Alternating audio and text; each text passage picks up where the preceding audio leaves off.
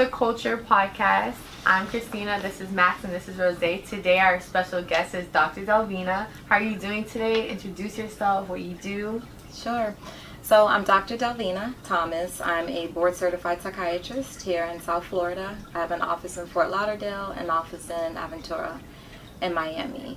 I provide mental balance and mental wellness in people's lives. I help them with psychotherapy, counseling, if you will, also medication management if medications are indicated, and also help to kind of refer them for other services if it's not medication that's needed or not psychotherapy that's medically necessary. Okay. So how did you get started, and what made you want to go into medicine, and then like medicine for the brain or behavior medicine? Well, I think it's one of those things where one of my beliefs is that we all have a role in life. And I think from an early point that God, it was sort of spoken. So my role was supposed to be in a role of helping people and helping people medically. Every time that I tried to steer away from medicine and do something different, I tried studying political science in undergrad, because I was like, well, maybe I'll be an attorney. I like to argue, and I'm good with like debates and stuff like that. That was very short-lived. It was like a semester of some political science classes, and I just, this ain't me. But biology just came very easy to me. Science is very easy in high school, junior high school, and college also. And I had a passion for it. And when I was a senior in high school, one of my best friends, her aunt, told me, and I took this very seriously because I'm a spiritual person, and at that time I was in church really heavy. And she said, God wants you to be a doctor. Don't steer from that path. Although I was told that, when I got to college, I tried out a couple of different classes just to confirm. And, some people discouraged me, told me I should be a nurse or go to physical therapy school. And of course, it was people who looked the opposite of me. So it was just kind of, throw throw a little shade and, oh, you're not meant to be a doctor, you're not good enough. So anyway, I think it was my role in life to do it. And what I do now as a psychiatrist, it comes fairly easily. It's one of those things where I didn't go into this field to learn how to be a certain type of person. I brought those traits in to medicine, and then it seemed it paired well with mental health. How do you describe the definition of a psychiatrist? Versus psychologist. Okay. We were talking about that earlier. What's the difference? That's a very good question, because a lot of people don't know, and especially psychiatrists and psychologists, they get us mixed up all the time. And people who are considered affluent and educated are confused about the differences. So I look at it as sort of a hierarchy of care for mental illness, and so do other professionals. For instance, the lowest level of mental health care from a mental health provider would be a licensed clinical social worker, an LCSW, or a licensed mental health counselor, an LMHC. Licensed mental health counselor is something fairly new. Licensed clinical social workers have been around for a long time. The LMHC field is something, I would say, when I was in medical school, which was in 99 to 2003, that didn't exist in Maryland. That's where I attended school and did my training and stuff. So that's fairly new. So those folks have a college degree, and then they go on to get a 2-year degree or a master's degree in counseling or social work or that sort of thing. And what they can do, they're not physicians, so of course they can't do any medical care. They provide psychotherapy. They learn different modalities during that 2 years that they do a master's degree, which is beyond their undergrad degree. And that's what provides them the skills to be a psychotherapist. Past that or beyond that, you have psychologists. Psychologists get a 4-year degree also, a college degree, and then they go on to graduate school as well. But instead of doing just 2 years to get a master's degree, they study for 4 years to get a PhD in psychology. As an aside, I'll say anyone can get a PhD. If you go to college, you can get a PhD in religion, a PhD in social work. So a social worker, an LCSW that I referenced earlier, can be DR by title, doctor, if they stay in school 2 more years to get a PhD after they get their master's. You can get a PhD in math, a PhD in accounting, a PhD in political science, a PhD in nursing. So anyone that stays in graduate school for 4 years, completes a thesis, completes their coursework, they can be considered DR. but they have a PhD. So psychologists, that's what they do. They stay in school an extra year or 2 years to get a PhD, also a PsyD, PSYD, to be a psychologist. So psychologists are therapists, like LCSWs and licensed mental health counselors, but they stay in school longer, so they have more education. They do a lot of research also, and then some of them go on to complete like specialized tracks where they learn certain specific areas in psychology, like forensic psychology. That's the psychologist who does like some analysis of a convict or someone who's been arrested, a serial murderer or something like that. They can do forensics, meaning they go to court and testify, and it's the stuff you see on television with these shows where the psychologist comes in the room with the police and tries to create a profile of what the murderer might look like based on their personality traits and their behaviors and what they know about their history. So that's just like one track that psychologists can do for extra training. They can also do an extra year in clinical where they learn more psychotherapy skills, because a lot of their foundation is research. And I would say above that, and this is how people perceive it, so licensed clinical social workers, LMHCs, then psychologists, and then above that would be a physician or a psychiatrist. So psychiatrists, we do 4 years of college. We go to medical school for 4 years. So we go to medical school just like our other medical colleagues to learn medicine. It's a 4-year thing. You're in a classroom 2 years. The last 2 years, you're doing clinical rotations as a med student.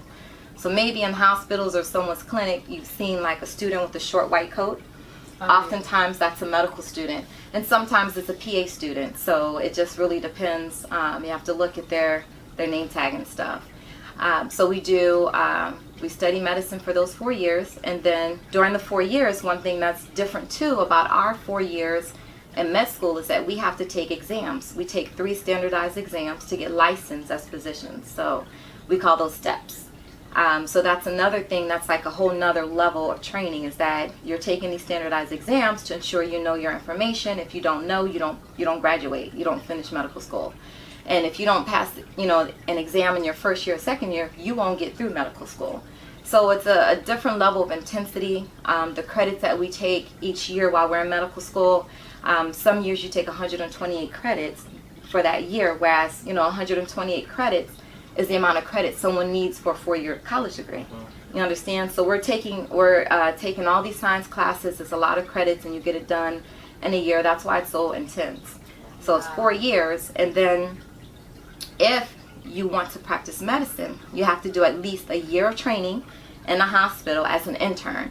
Have you ever seen Grey's Anatomy? Yeah. Yeah. So that's like the easiest thing to reference. Yeah. So on Grey's Anatomy, they had interns. That's like after someone graduates medical school, they go into to a hospital to train, to learn how to practice medicine. You had your classroom training, you shadowed as a medical student. Now let's see what you do on your own. The first year, you're an intern. If you decide to stop after your first year, you can stop. You're considered a general practitioner if you do that, a GP. That means you're not a specialist in anything.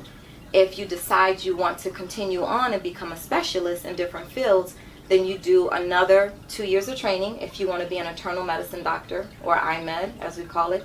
If you want to be a family practice doctor, which is FP, that's the one who can take care of people of any age, from babies all the way up to elderly.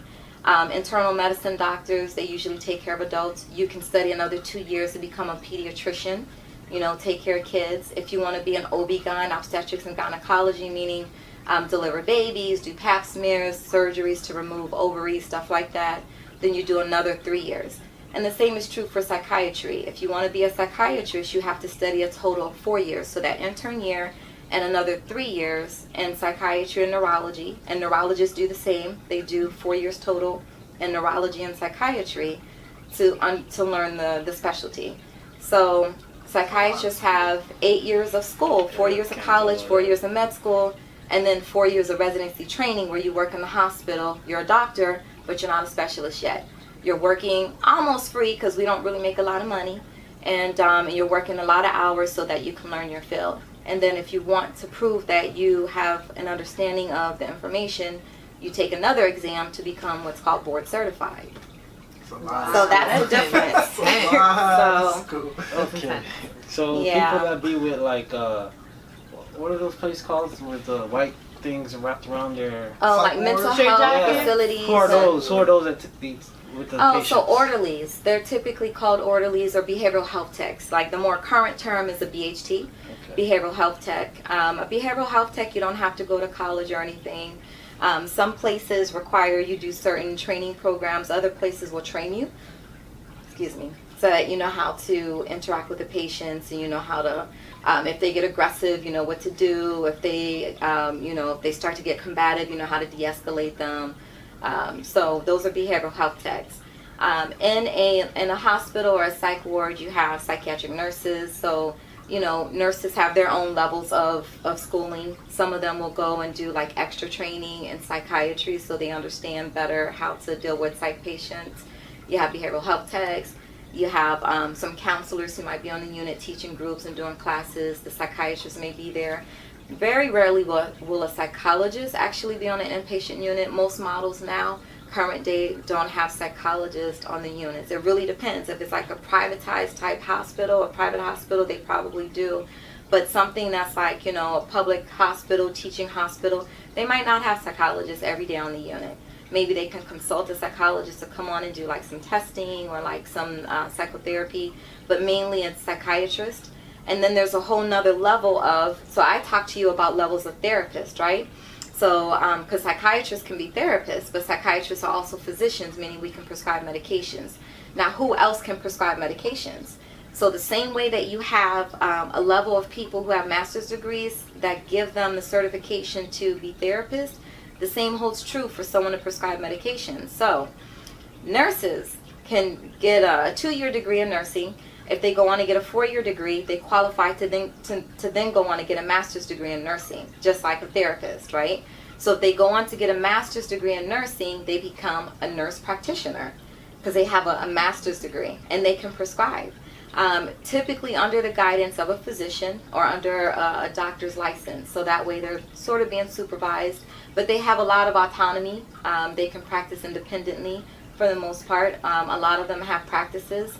And some of them will go on to get PhDs in nursing and call themselves doctor. So sometimes patients don't know if they've seen a medical doctor or if they've seen a nurse with a graduate degree. Oh, wow.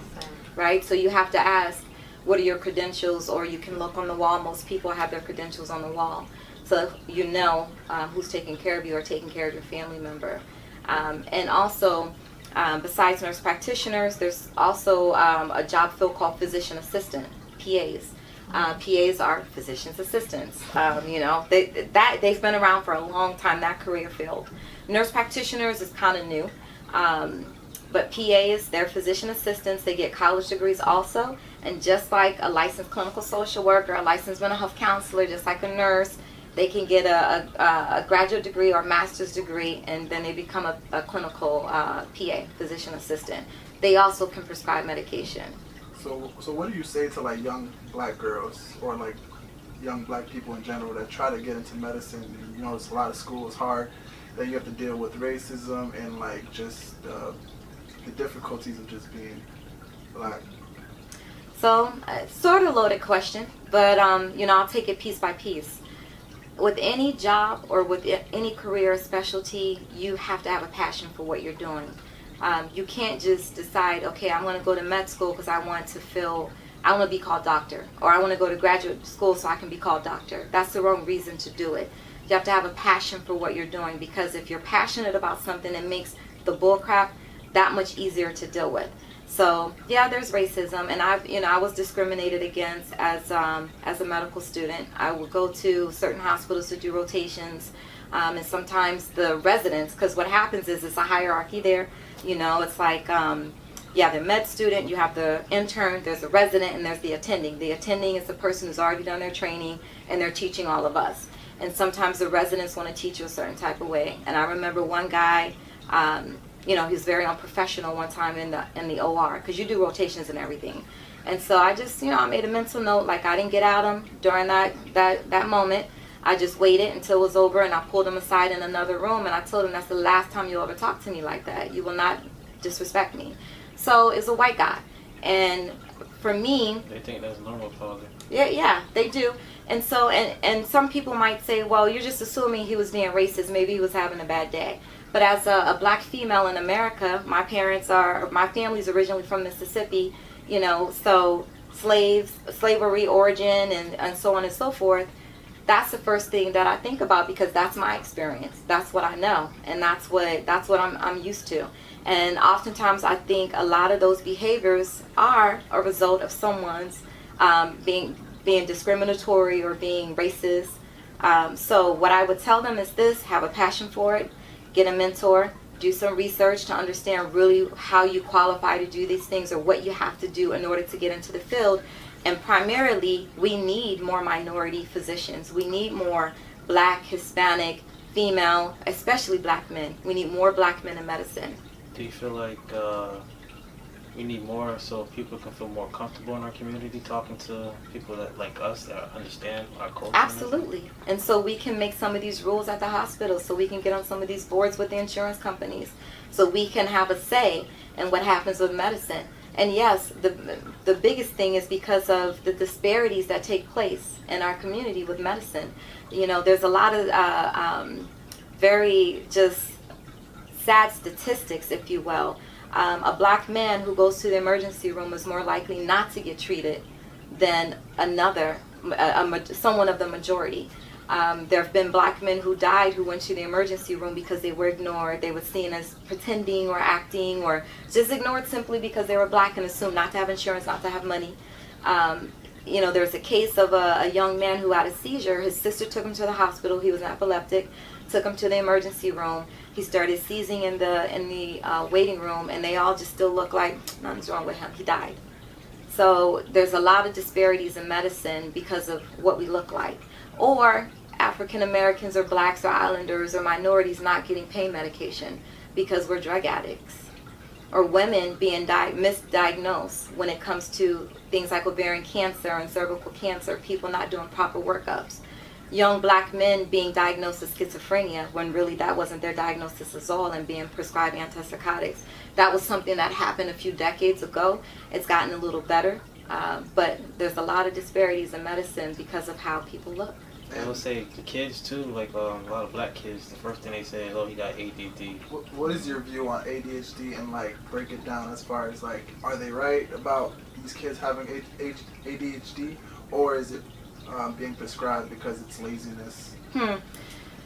Well, some of these kids are not being tested.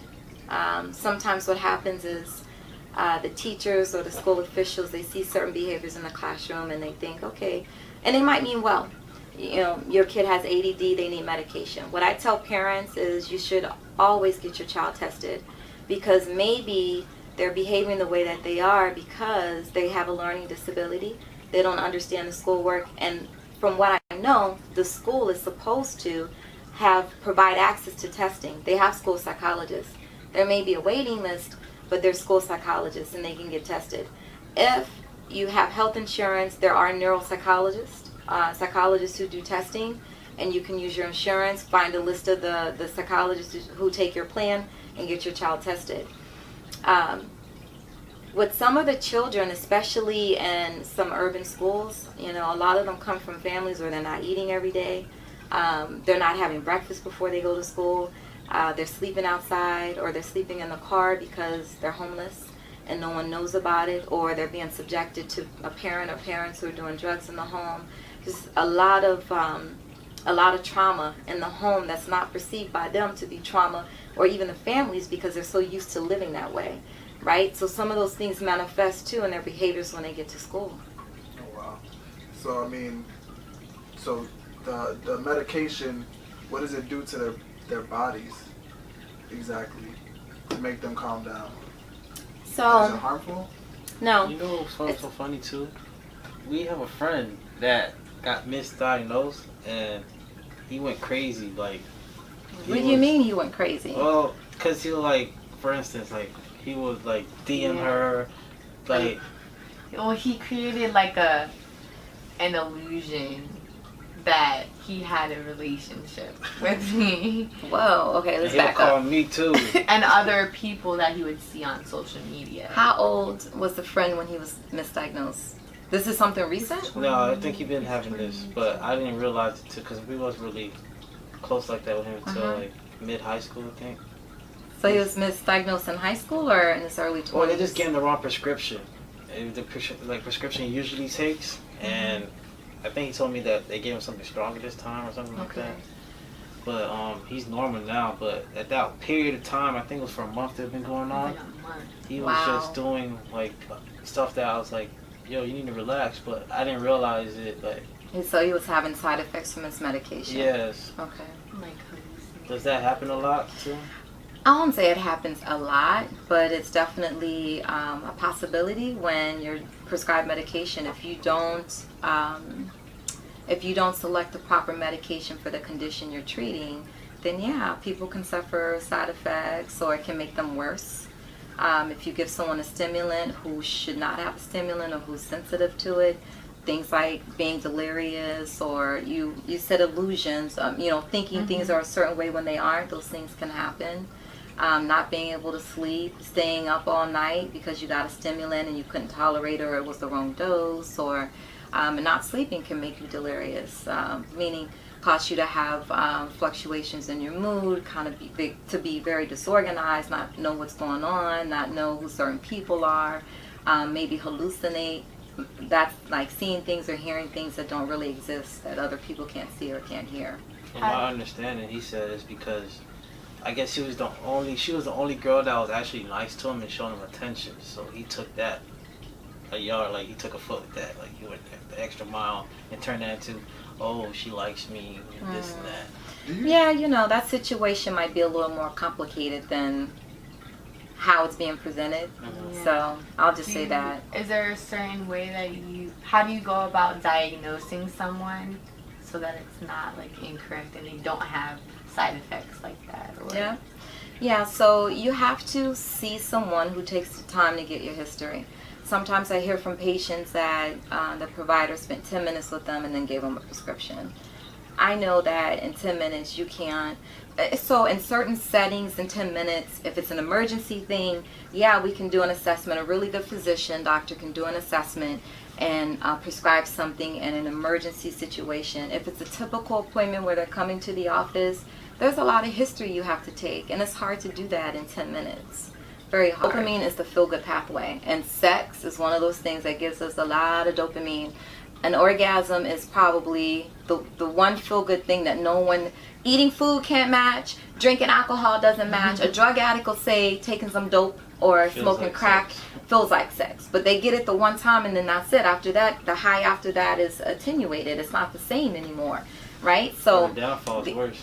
yeah, so the only thing that'll get you that euphoric natural high that feels better than anything ever. Have you guys ever had sex? You don't have to say on camera.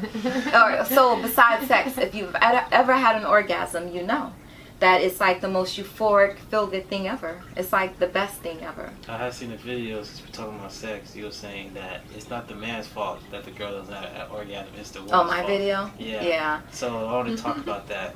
Okay. So, really quickly, your anxiety, there's different things you can do. And there's different medications. And what causes it, we think. So, and that's the other challenge with psychiatry and mental health.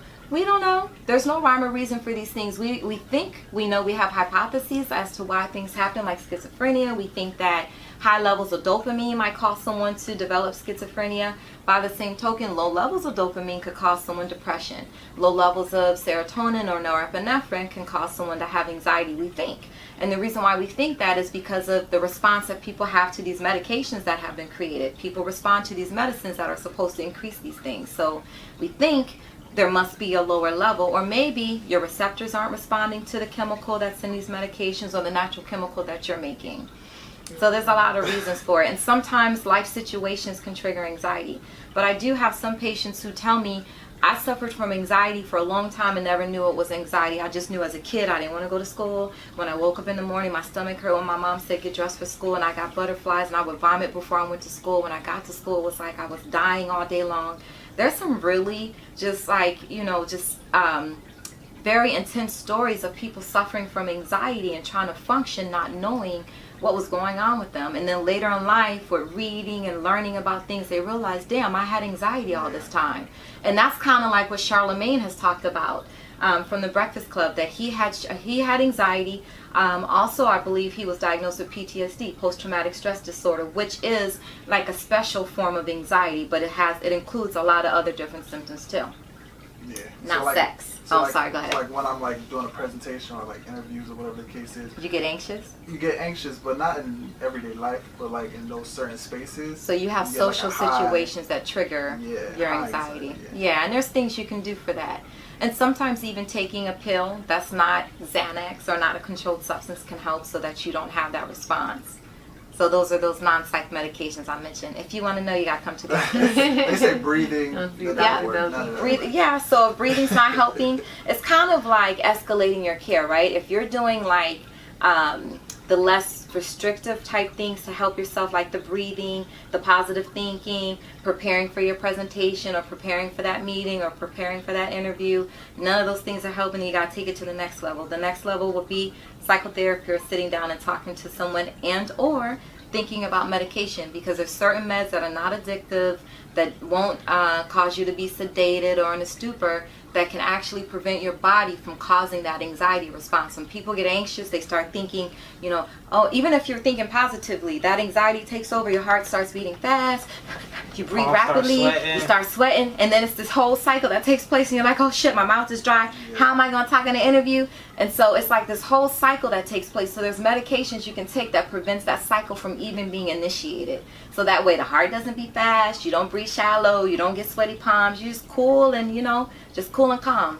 Yeah. That used to happen to me. I used to be that kid that every time the teacher be like, Tommy, your turn to present like a project or something, I used to be so anxious. My hands would shake, sweat, and this and that. And I just, over time, I just like started, I don't know, because I have more confidence in it.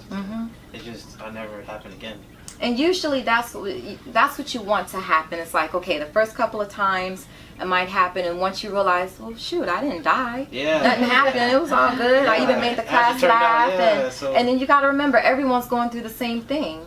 Mostly everyone. Some people just like being in front of folks, and but when you talk to people, like I talk to some performers and artists, and after they get anxious, they still get anxious before they perform. Yeah, some of them use drugs or liquor. Yeah, they self-medicate. Yep, marijuana backstage, a lot of alcohol usually. It's not helping, though. No, because it's like a band-aid. It's a temporary fix. So what they should do is something different, because alcohol and drugs, of course, can have negative consequences, can lead to addiction, which is why I don't want to say that's the primary reason why, but a lot of performers, they develop habits and substance use disorders and diseases like and sometimes they're already doing that stuff anyway before they get into the business. Like some of these hip hop artists, they've already been doing lean, they've already been doing Xannies and bars and footballs, or they already been doing perks. I heard lean killed somebody before. Of course it has. Yeah. People, no. You drink enough of it. Yeah. So what do you think about like the epidemic of like opioids and the use of football or pain medication in general? Yeah, well, I'll tell you. CTE too, that's a big thing in the NFL right now. Y'all bouncing everywhere. You wanted to know about orgasm being your fault. We'll get back to that. Let's talk about the sex thing first. Okay. So, and I like talking about sex. I talk to people about their relationships, do relationship counseling for couples, try to help people to have the best sex of their life. And of course, the church people may not want to hear that, especially if people aren't married and they're fornicating. But you know what?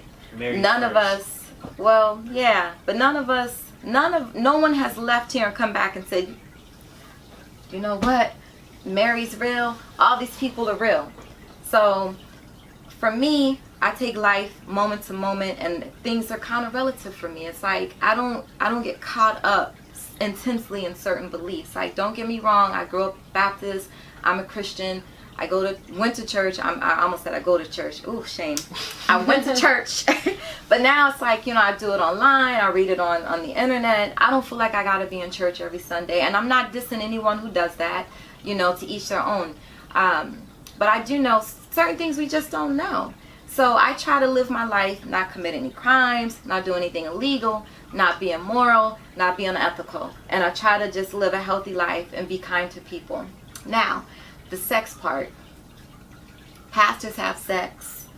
People, folks in the church have sex. They cheat, they cheat on. So for someone to look at you and say, you shouldn't be doing this and doing that, and they know damn well they've been doing worse.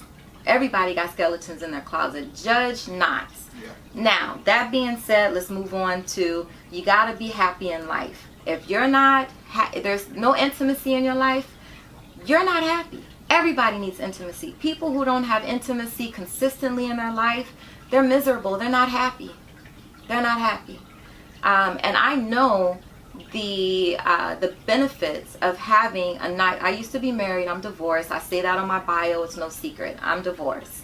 I'm happily divorced. I'm happily single. Sometimes people have this thing where they're like, dang, girl, why are you single still? I have guys inboxing me on my face. Yeah, the DMs. Or people I've known for a long time on Facebook hit me up and send me a message. They got my cell phone, but they send me a DM on Facebook. We want to know why you don't have a boyfriend. Why aren't you dating anyone? Why don't you have a boyfriend? So you think because I'm not posting my romance and my social life and what I'm doing personally, that means I don't have a boyfriend? Okay. And I'm just like, yeah, whatever. Why aren't you married yet? Really? You're married. Are you happy? No. Okay. So ask me again. And when I explain to them I like my freedom, I'm busy in my career, and I'm choosing just not to be married right now, they're like, dang, you're right. I should have thought about it too before. Once you do that. But why stay in a relationship if you're already feeling like that? That's what I understand about people. Because people are concerned about what everybody else thinks. They're concerned about what their family thinks, what society thinks. They feel like they have to adhere to societal roles that we're supposed to, get married and have. So true enough, have kids, be married, yes. And then sometimes people have kids and they're not married. Who says that's the way you have to do it? Because society said that's what we have to do. That's what we're supposed to do. But of course, if you're religious, if you believe in sin and fornication and things like that, you want to be married first, then have your babies. So people stay in relationships and they're unhappy for a lot of different reasons, oftentimes financial. It's cheaper to keep her, right? Or women, they're in it, he's taking care of all the bills, but they're cheating, they have an extramarital affair. Women do it all the time. He's not getting it done in the bedroom, but he's paying the bills. She's screwing somebody else. He has no idea. So, and these people are in these relationships, and that's why I said there's a lot of unstable people walking around. You just have no idea. Like, their life is a certain way. They're not living life in a healthy manner, and they're pretending. There's a lot of pretenders around. So there's the major. Those are the protective lips. I'll use the term lips, guys, because that's what everyone knows. But you have the outside, and then inside you have what we call the menorah. Those are lips too. People usually don't call those lips, but where the clitoris is located, underneath that, like going back towards the anus, I guess, or back towards the vaginal opening, the skin that's under the clitoris, that's what we call the labia minora.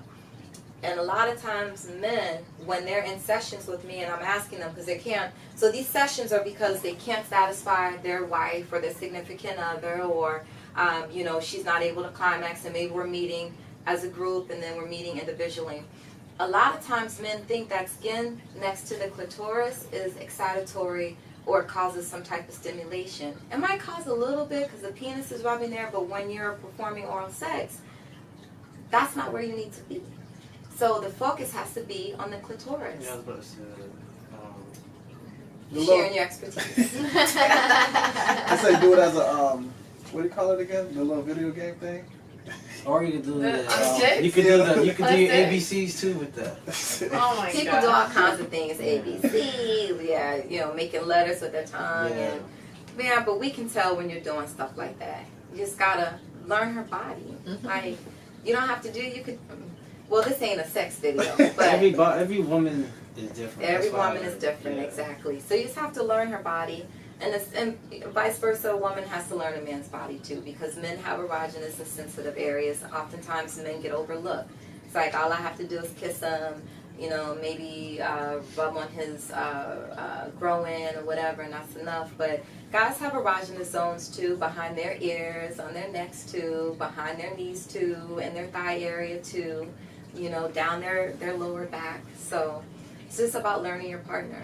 Our generation is different though. Like, What's your generation doing? I like older women because They know what they want. Yeah, because generation. I made a video about that. A guy called in or wrote in and asked me, what do I do for older women? So they like for women tell you what they want, and they do that foreplay. Like it's just more simpler. Or they all come. wait, kinda, who's they simple? kinda Older women is simple or younger women? You're saying? I feel like older women is more simpler. Younger women, if they're not pleased, they're not gonna really tell you, or they're not gonna really care. Yeah, they expect more. Like, oh, you should be already know what you're doing. That makes a difference. That makes a difference. Oh, so you're saying young women don't do that? Not all of them. Probably a majority of them. Yeah, you give them oral sex, you know what you're doing, they just, okay, let's try something else. Not a majority. You know, that might have to do with the fact that they haven't learned to communicate yet.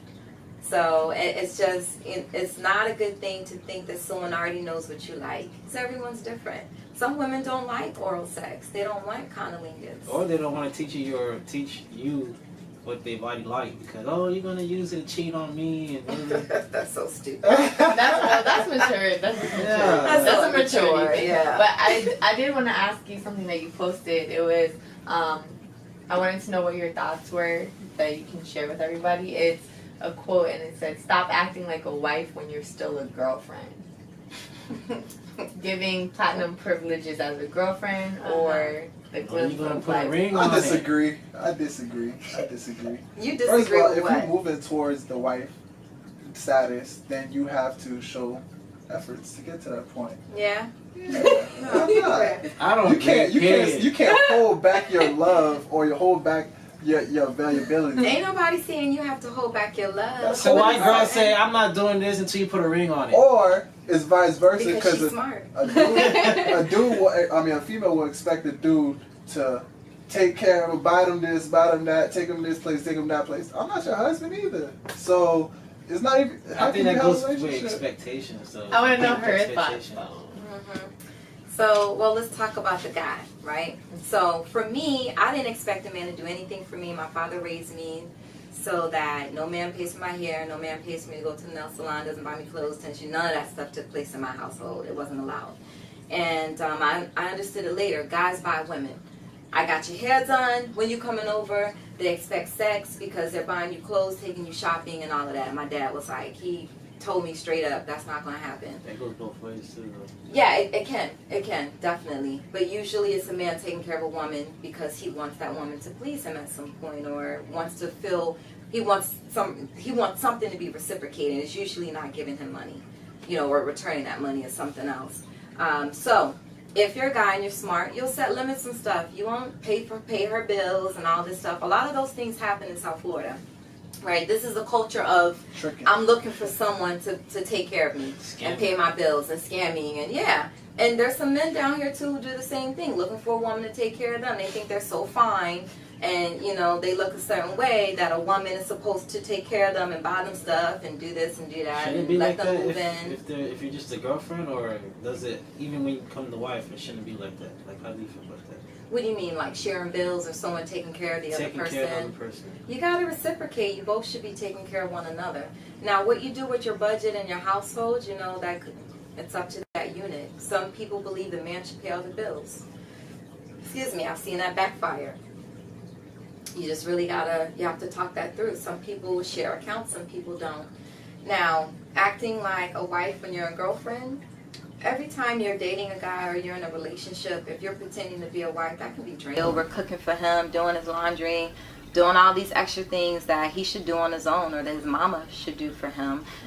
If you do that in every relationship, you'll lose yourself. You got to have limits. With anything in life, you have to have boundaries, you have to have limits. My mother used to tell me when I was younger, if I let you do this now, what are you going to do when you're this age? If you're at 13, if you're doing this, something you should be doing at 17, what do you do when you're 17? There is something to be said for delayed gratification, waiting for things to happen when they're supposed to happen later in life. And that's what I apply to relationships. I'll say this, I don't allow someone who's a boyfriend or someone I'm dating to do certain things with me that I reserve for my husband, because that has a special position. And I think, everyone has their own opinion about that. but you have to have some sort of delayed gratification to make it special. What type of example are you talking about? Like, are you talking about like eating ass type stuff? That's what she's talking about. I didn't say that. That's funny. So what type? If you didn't hear him, he said eating ass. So for you, for a prospective dude you want to date, does he have to be like well educated and like to your standard to where you were able to accomplish, or You mean can he be a rapper? With a mixtape coming out. You gotta support his dream because y'all in love. Woo-wee. You know, I don't discriminate, and I've tried to date people from different areas of life and levels. They don't always manage well. They can't handle it. I'm the type of person where I might, you know, if I don't have to work, I might say, damn, I'm going to Italy for the weekend. Or last minute, I'm going to South America. And I go by myself. I'm not buying you a ticket. Whoa. I'm not buying you a ticket. Like, it's just not going down like that. What if, like you said, it's reciprocal. So you got it this time, I got it next time. I got it next But time. that's the thing, though. You got They it have next so many limitations, they may not have it the next time. So, I mean, sir, real talk, though. People are on budgets. People may only be able to vacation once a year or once every 2 years. And so I'm a constant traveler. That's how a lot of things I learn, and being around people, I do it through traveling. So you're going to leave your boyfriend home or your husband? I've done it before. Not my husband. Yeah, no. Someone I'm dating, yeah. I've only had a couple of boyfriends since my divorce. And yeah, I'll leave them. Because what's supposed to happen? Even Let's say on I your pay. birthday?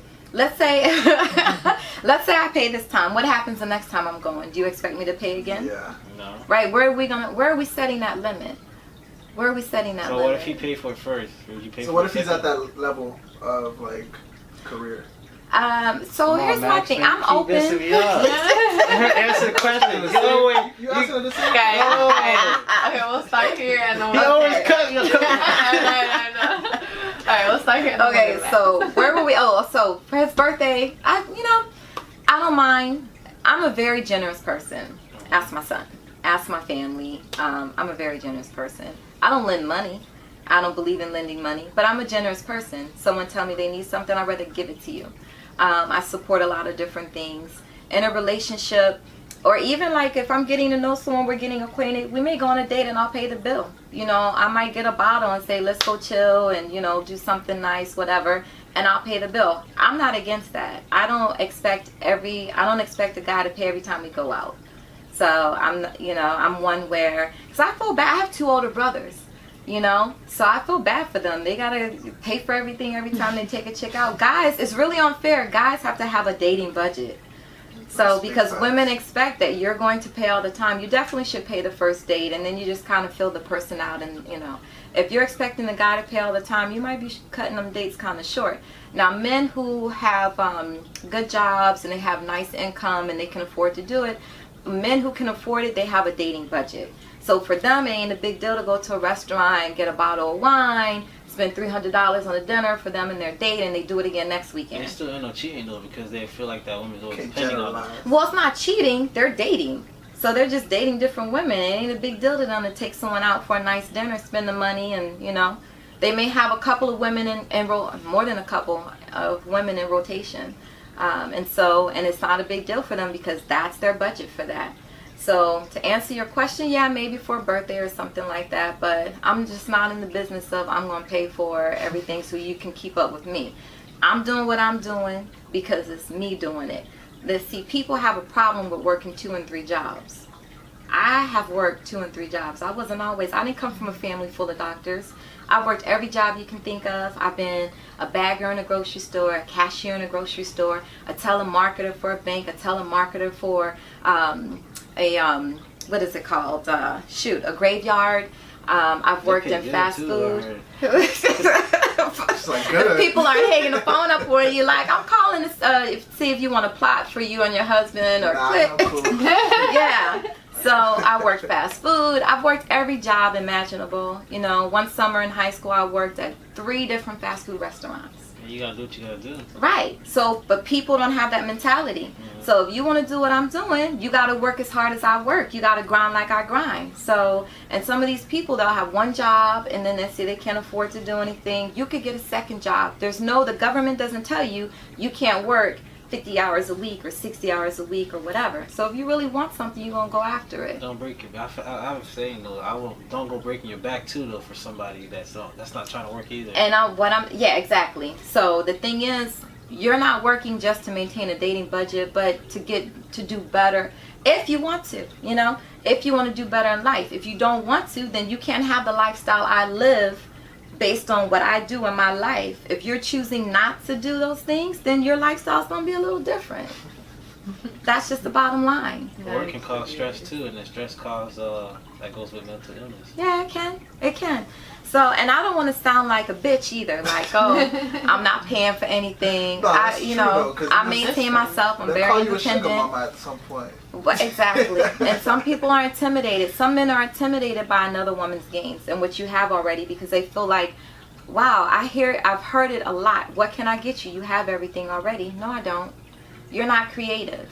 Like, when you think that what means something to someone has a high price tag, you're way off base. Like, so for me, for instance, I love candles. I like, bath accessories and stuff like that. I like paintings. I like little different stuff.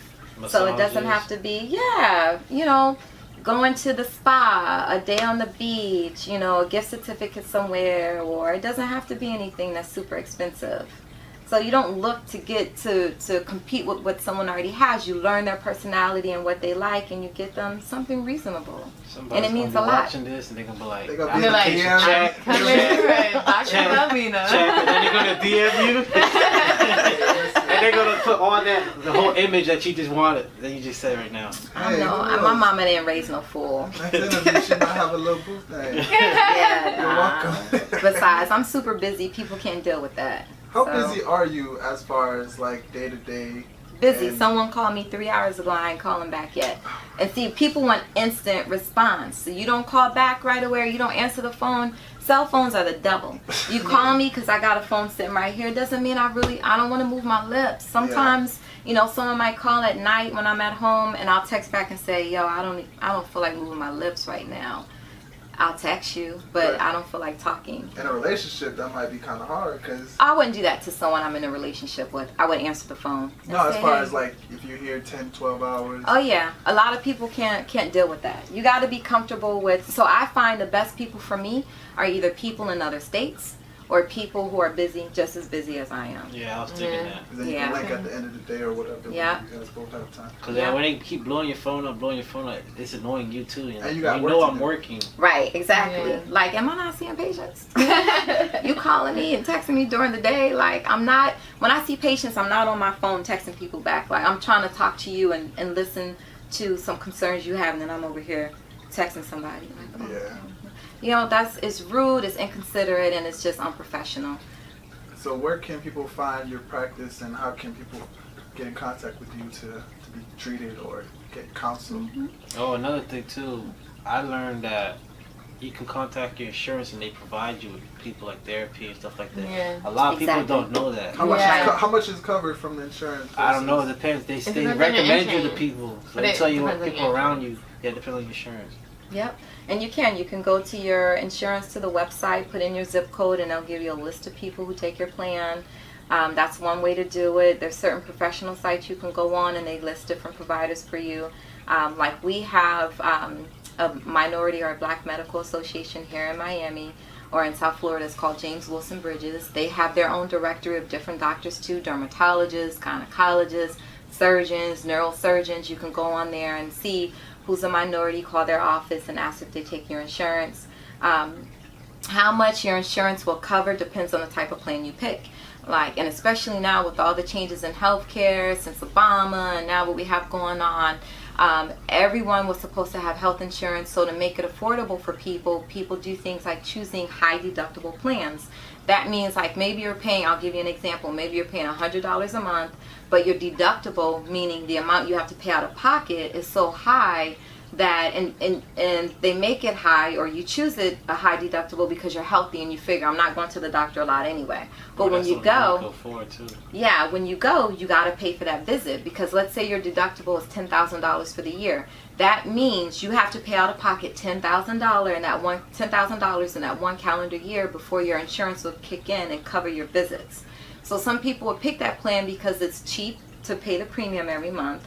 They don't go to the doctor. Maybe they go once a year for something, or twice a year. So they're okay with paying $100, $200 if they go to the doctor. But if something happens, like you have a bad accident, you have to have surgery, you got to pay that first $10,000, and that's just an example of the deductible. You got to pay that $10,000 before the insurance will kick in and pay. If you have a plan where there's no deductible, you might pay more every month, but that means when you go for your visits, you don't have to pay anything out of pocket. You might have a copay like $20 or $60, something like that. That shit sounds like a car insurance. Well, our country has made it complicated. In other countries, this doesn't exist. We've made it very complicated. I forgot what city or places where everybody gets insurance. Canada. That's Canada, yeah, and over in Europe. It's because now we've made it a for-profit thing. Insurance companies, they want to profit, so they're trying to sell the insurance for the cheapest amount as possible, and then they contract with doctors where they'll pay a certain rate, they'll reimburse for certain things a certain amount. So that's why certain doctors don't take certain plans. If it's a plan where they're not reimbursing a lot, then none of us want to be bothered with the plan, because you do a lot of work medically and then you get a little bit of money. So that's why if you call about your plan and the doctor says we don't take it, that's the problem. Like there's certain insurances I don't take because of bad practices, business practices. I have two more questions. Mm-hmm. Can you lock your patient up? Yes. Yep, it's called the Baker Act. I actually have a video coming out soon explaining the process of Baker Acting people in the state of Florida. So lock them up, you mean to get treated or assessed against their will? Yes. And so I can either go to their house with a form called a Baker Act, and then call 911 or the police to come and pick that person up and take them to the hospital, and they'll have that form. A social worker can do it, a psychologist can do it, licensed social worker can do it, licensed psychologist. The police, of course, can Baker Act people too. Yeah, had a a family member. Police came and they Baker Act her, and they kept it for like 72 hours, and then if it's like suicidal. Well, it wasn't suicidal. She was just going crazy in the household. It's anything that poses a danger. Yelling, danger, and stuff. And it's a danger to themselves or to family or people around them.